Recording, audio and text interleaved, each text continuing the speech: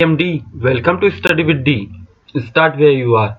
So, as you know, जैसा आप सभी जानते हैं, हम लोग इंडियन पॉलिटी से रिलेटेड MCQs डिस्कस कर रहे हैं, जिसमें आज हमारा टॉपिक होगा आपातकालीन प्रावधान। आपातकालीन प्रावधान से रिलेटेड हम MCQs डिस्कस करेंगे। स्टार्ट करते हैं आज का हमारा प्यारा सा डिस्कशन। देख लेते हैं सबसे पहले मोटिवेशनल मंत्र को। तो आज का मोटिवेशनल मंत्र है, हम अपने विचारों से आकार लेते हैं, जैसा हम सोचते हैं वैसा हो जाते हैं। मीन्स आप जैसा सोचोगे वैसे ही बन जाओगे। हमेशा अच्छा सोचिए, अपने बारे में अच्छा ख्याल रखिए, और यदि आप ऐसा करते हैं तो आप जो जिस चीज़ को पाना चाह रहे हैं, मीन्स यदि आप कुछ स्टडीज से रिलेटेड देख रहे हैं, अपने फ्यूचर में करियर में देख रहे हैं, तो उसके बारे में यदि सोचेंगे और जैसा सोचेंगे, यदि आप सोचते हैं कि अचीव कर पाएंगे, तो बिल्कुल ही उसे आप अचीव कर पाएंगे। देखते हैं आज का पहला क्वेश्चन। आज के जो हमारे MCQs हैं वो मेनली इमरजेंसी पे बेस्ड है। आपको पता है कि हमारे संविधान में आर्टिकल 352 से लेकर 360 तक, आर्टिकल 352 से लेकर 360 तक इमरजेंसी प्रोविजन मीन्स आपातकालीन प्रावधान रखे गए हैं। उसी से रिलेटेड आज के MCQs हमारे रहेंगे। तो देखते हैं, पहला क्वेश्चन है, The first proclamation of emergency under Article 352 was made by President in जो पहली इमरजेंसी की घोषणा की गई किसके द्वारा? प्रेसिडेंट ऑफ इंडिया के द्वारा आर्टिकल 352 के तहत। ये कब की गई थी? पहला बोल रहा है 1975, बी बोल रहा है 1971, सी बोल रहा है 1965 और डी बोल रहा है 1962। मीन 1975, 1971, 1965 और 1962। So which one is the correct? कौन सा इसमें आपका सही होना चाहिए? So the right answer is 1962। 1962 आपको पता है इंडो चाइना वॉर हुई थी, इंडिया और चाइना का युद्ध हुआ था। तब पहली इमरजेंसी की घोषणा की गई थी अंडर आर्टिकल 352 के 352 के अंतर्गत।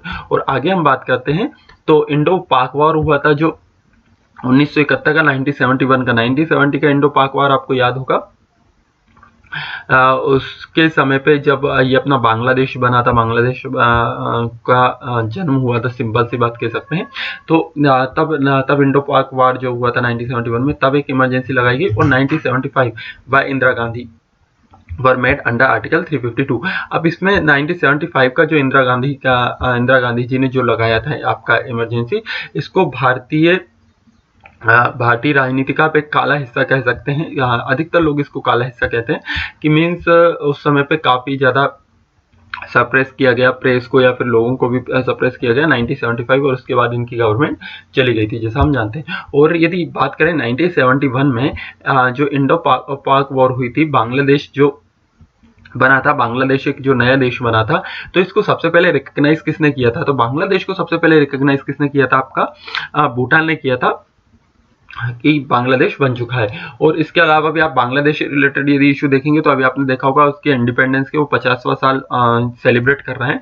और इस साल 26 जनवरी पे जो परेड हुई थी, उसमें बांग्लादेश की आर्मी की भी एक टुकड़ी हमारे जो परेड थी उसमें शामिल की गई थी। इसके पहले भी 2 कंट्रीज की और हमने जो फोर्सेस थी उनको 26 जनवरी परेड में शामिल किया है। तो ये कब किया है और कौन सी कंट्री की आपकी आर्मी थी, फोर्सेस थी, ये आपको बताना है। इसका आंसर आप कमेंट बॉक्स में नीचे देंगे। Come to the next question. से अगला क्वेश्चन देखते हैं, how many type of emergency have been envisaged under the Indian constitution? कितने टाइप की इमरजेंसी है इंडियन कॉन्स्टिट्यूशन के अंदर मेंशन की गई है? ए बोल रहा है 2 टाइप, बी बोल रहा है 3 टाइप, सी बोल रहा है 4 टाइप और डी बोल रहा है 1 टाइप। तो इसमें आपका कौन सा आंसर सही होना चाहिए? The right answer is 3 type. 3 type की जो इमरजेंसी है, ये इंडियन कॉन्स्टिट्यूशन, भारतीय संविधान में इसका प्रावधान किया गया है। यदि हम बात करते हैं आर्टिकल 352 के अंतर्गत नेशनल इमरजेंसी लगाई जाती है। आर्टिकल 356 के अंतर्गत लगाई जाती है स्टेट इमरजेंसी। जैसे आपने देखा होगा कि यदि किसी राज्य की विधानसभा भंग हो गई हो तो वहां पे आर्टिकल 356 के अंतर्गत क्या लगा देते हैं आप, नेशनल स्टेट इमरजेंसी लगा देते हैं। उसके अलावा जैसे अभी ये लगी थी आपकी जम्मू कश्मीर में लगी थी जब 370 वहां से हटाया गया था, तो जो नेशनल स्टेट इमरजेंसी वहां पे आप देख सकते हैं। और फाइनेंशियल इमरजेंसी की बात करें तो आर्टिकल 360 के अंतर्गत लगाई जाती है। तो आप देखोगे 352 से लेकर 360 तक इमरजेंसी के प्रावधान भी हमारे भारतीय संविधान में दिए गए हैं। आपको ये बताना है कि ये जो इमरजेंसी से संबंधित प्रावधान भारतीय संविधान में दिए गए हैं ये किस पार्ट में दिए गए हैं, इसका आंसर आप नीचे कमेंट बॉक्स में करेंगे। Now come to the next question. The next question is consider the following statements. आपको बताना है जब फाइनेंशियल इमरजेंसी यदि क्या होती है, डिक्लेयर होती है, आर्थिक आपातकाल यदि डिक्लेयर किया जाता है किसके द्वारा, प्रेसिडेंट के द्वारा, आर्टिकल 360 के अंतर्गत, तो क्या होता है, मे बी रिवोक्ड और वेरीड बाय सब्सिक्वेंट प्रोक्लेमेशन। सो क्या हो सकता है, ये इसको रिवोक किया जा सकता है, मे बी रिवोक्ड और वेरीड बाय सब्सिक्वेंट प्रोक्लेमेशन, यानी उद्घोषणा के बाद में रिवोक किया जा सकता है और वेरी किया जाता है सब्सिक्वेंट प्रोक्लेमेशन। या फिर बात करते हैं shall cease to operate at the expiration of the 2 month. ये क्या होगा, ये क्या हो जाएगा, सीज हो जाएगा ऑपरेशन के लिए एक्सपायरेशन ऑफ 2 मंथ, 2 महीने के बाद। कब तक, unless before the expiration of that period it has been approved by the resolution of both houses of the parliament.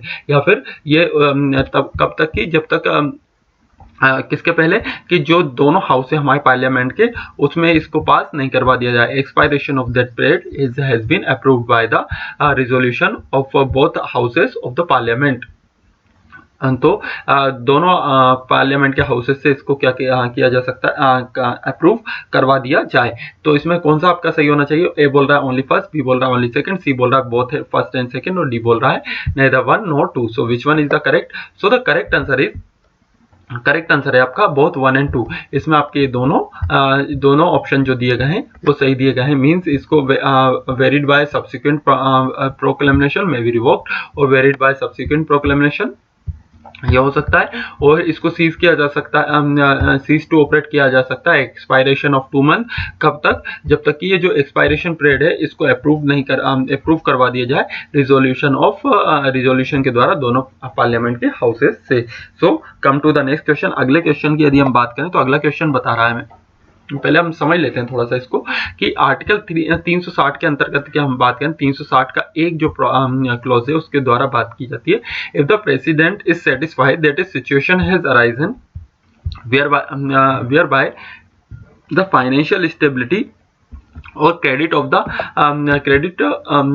Of India और of any part of territory thereof is threatened. यदि बात करें कि 360 के एक के अंतर्गत यदि प्रेसिडेंट सेटिस्फाई होते हैं ऐसी सिचुएशन को, या उनको ऐसा लगता है कि ऐसी सिचुएशन आ गई है कि जो फाइनेंशियल स्टेबिलिटी बात करें या फिर क्रेडिट ऑफ इंडिया की बात करें, any part of the territory और क्रेडिट तो इंडिया में या फिर any part of territory, Bharat में या फिर भारत के किसी भाग में किस चीज से फाइनेंशियल स्टेबिलिटी नहीं है या फिर क्रेडिट से रिलेटेड थ्रेटन है, तो वो क्या कर सकते हैं, वो ये क्या कर सकते हैं, प्रोक्लेमेशन कर सकते हैं किसका आर्टिकल 360 का, यानी फाइनेंशियल इमरजेंसी का। यदि बात करें 334(2) के अंतर्गत यदि प्रोक्लेमेशन इशूड की बात करें तो कैसा हो सकता है, मे बी रिवोक्ड और वेरिड बाय सब्सिक्वेंट प्रोक्लेमेशन, इसको रिवोक कर सकते हैं या फिर सब्सिक्वेंट प्रोक्लेमेशन से इसको लगा सकते हैं। बात करते हैं shall be laid before each houses of the parliament के दोनों हाउसेस के सामने इसको लाया जाए।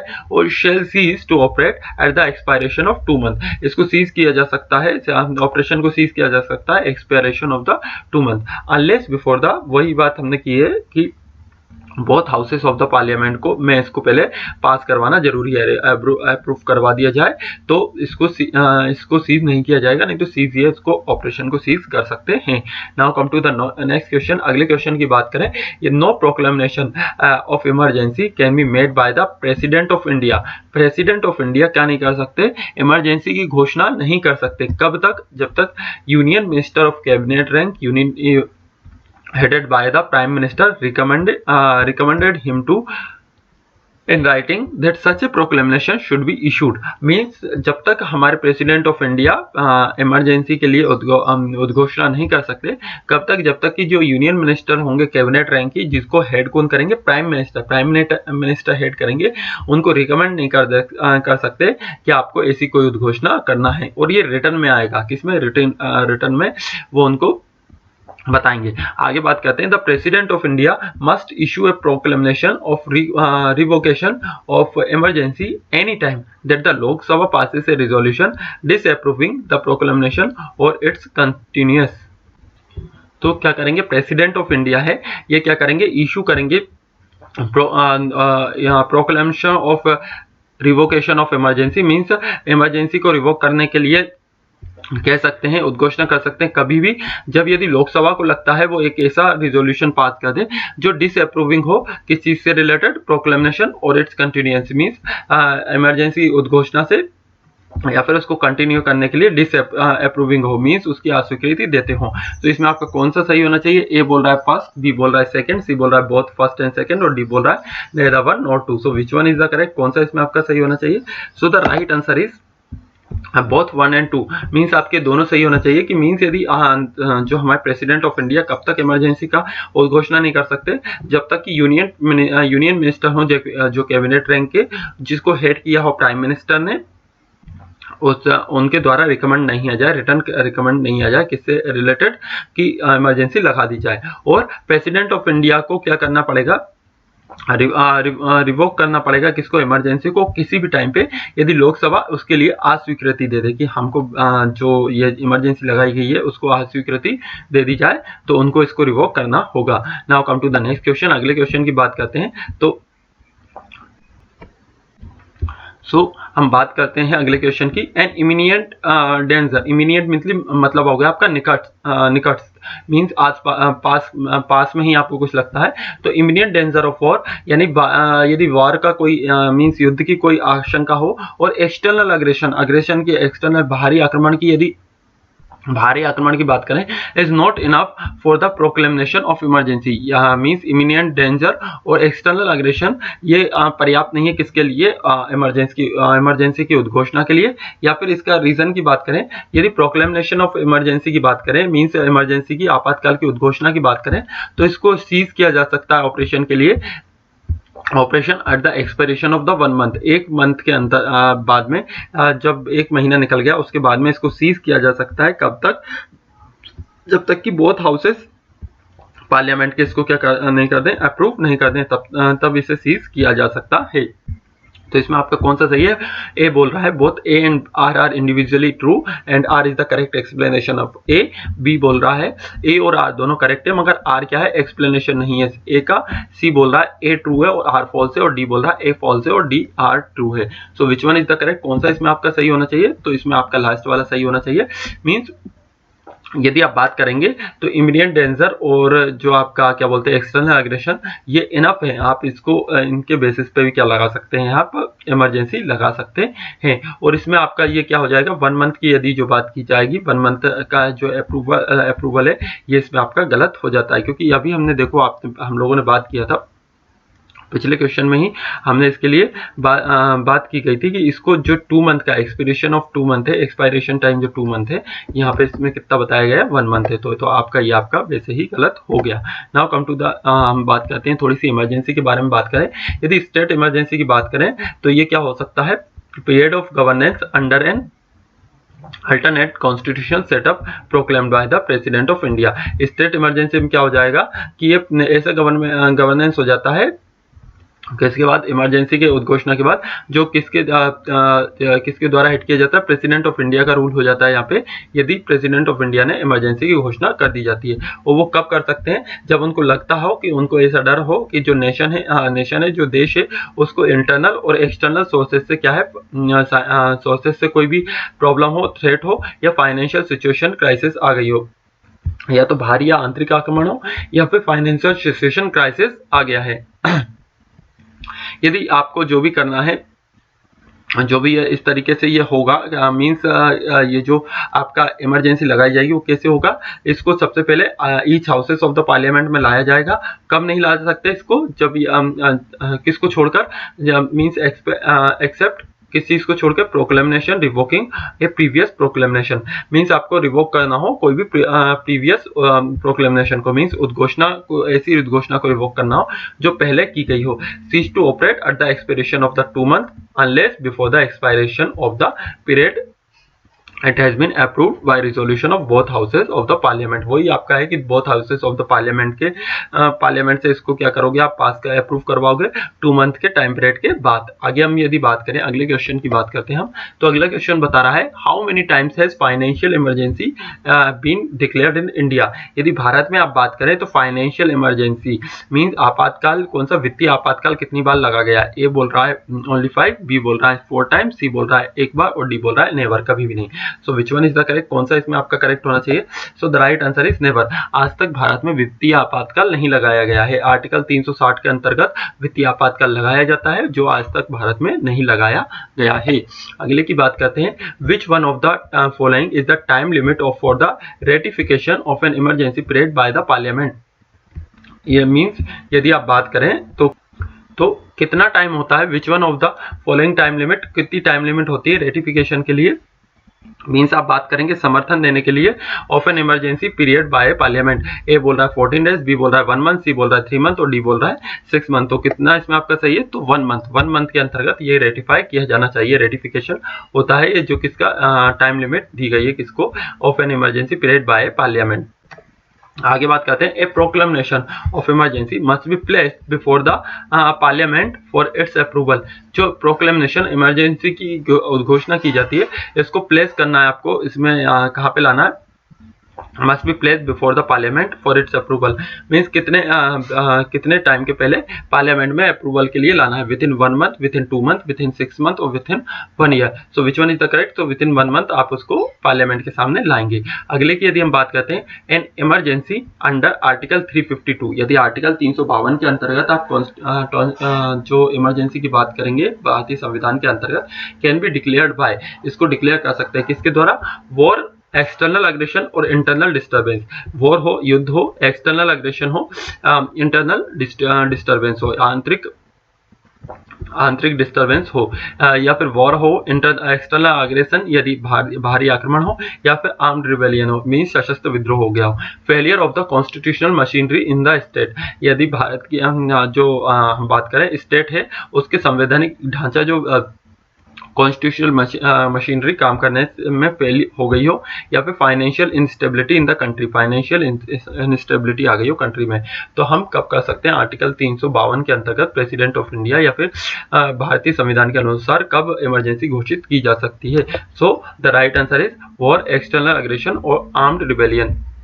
यदि आप बात करोगे वॉर हो गया, युद्ध हो गया हो, भारी आक्रमण हो गया हो, या फिर सशस्त्र विद्रोह हो गया हो। यदि हम नेशनल इमरजेंसी की बात करें तो नेशनल इमरजेंसी को आपको जैसे पता है कि आर्टिकल 352 के अंतर्गत लगाया जाता है, और emergency can be declared on the basis of the external aggression, बाहरी आक्रमण के थ्रू, आर्म्ड रिबेलियन हो गया मीन्स सशस्त्र विद्रोह हो गया इन होल इंडिया, पूरे भारत में या फिर उसके किसी टेरिटरी में। और यदि इस तरीके की इमरजेंसी की हम बात करें तो कब कब लगाई गई है, आपकी 1962 में इंडो चाइना वॉर के समय पे लगाई गई है, 1971 में इंडो पाकिस्तान वॉर के समय पे लगाई गई, और 1975 में इंदिरा गांधी जी ने लगाई थी। Now come to the next question, और लास्ट क्वेश्चन है आज का। ये जो लास्ट क्वेश्चन है हमारा वो ये बता रहा है, the president of India can issue proclamation of emergency. जो प्रेसिडेंट ऑफ इंडिया है, भारत के प्रेसिडेंट है, वो इशू कर सकते हैं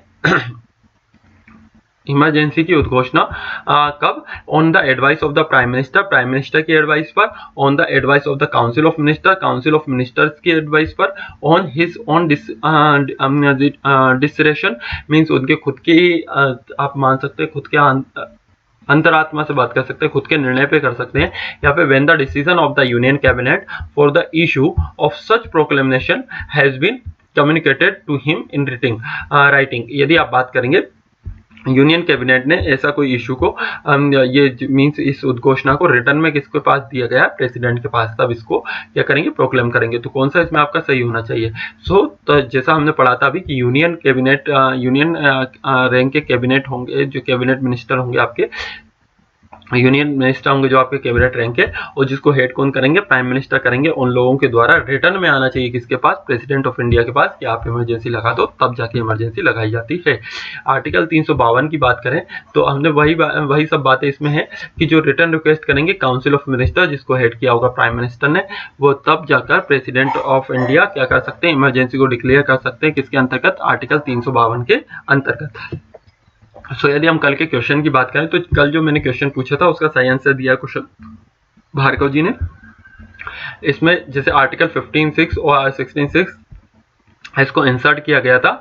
103 जो संविधान संशोधन किया गया था, 103rd अमेंडमेंट के थ्रू किसको ऐड किया गया था हमारे संविधान में, जो हमने इकोनॉमिकल वीकर सेक्शन के लिए जो रिजर्वेशन की बात की गई थी, वो 103 वे संविधान संशोधन के द्वारा इसमें किया गया था, ऐड किया गया था। फंडामेंटल राइट को थर्ड पार्ट में इंडियन कॉन्स्टिट्यूशन के रखा गया है। बहुत सही जवाब था इनका।